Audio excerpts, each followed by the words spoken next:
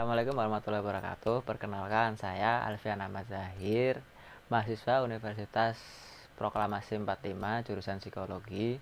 Saya sendiri angkatan 2020. Di sini saya akan menjelaskan tentang gangguan kecemasan atau yang biasa disebut dengan anxiety disorder. Apakah teman-teman di sini tahu apa itu anxiety disorder? Anxiety disorder adalah kecemasan individu yang sulit untuk dikontrol dan mengganggu aktivitas individu dalam fungsi kehidupannya. Nah, cemas itu sendiri itu ada dua, yaitu cemas normal dan cemas bermasalah. Cemas normal biasanya hanya dalam jangka waktu yang pendek, yaitu pada situasi stres tertentu atau pada hal yang dapat menimbulkan masalah atau bahaya pada individu. Individu kadang-kadang merasa cemas tetapi tidak mengganggu aktivitas kehidupan sehari-harinya. Sedangkan cemas yang bermasalah adalah ketika cemas tersebut bertahan hingga berbulan-bulan atau hingga bertahun-tahun dan tidak dikarenakan keadaan stres tertentu atau mengkhawatirkan hal yang berbahaya. Selain itu, individu sering sekali merasa cemas hingga mengganggu kehidupannya. Gejalanya itu bisa seperti panik, kesulitan bernafas, jantung berdebar kencang, sesak di dada, berkeringat, gemeteran, bahkan sampai sulit berpikir jernih serta berkonsentrasi. Apa aja sih faktor anxiety disorder? Yang pertama, kejadian traumatis masa lalu individu. Yang kedua, ada riwayat keluarga, yaitu di mana keluarganya itu apakah ada yang memiliki riwayat gangguan kecemasan atau gangguan psikologis lain. Yang ketiga itu adalah masalah perkembangan anak.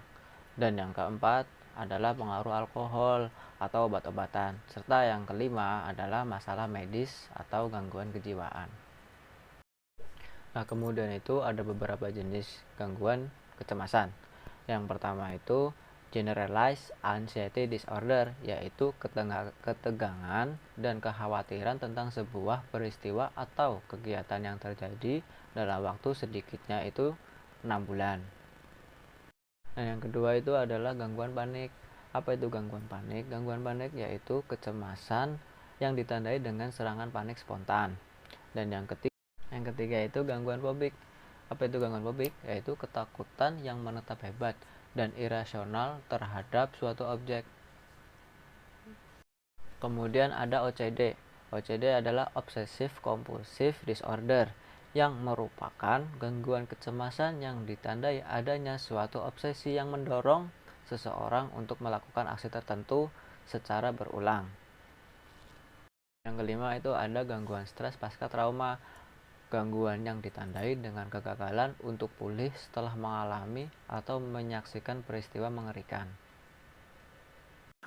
Kemudian cara mengatasi gangguan kecemasan itu ada dua. Yang pertama adalah CBT, Cognitive Behavior Therapy. Itu dilakukan oleh psikolog.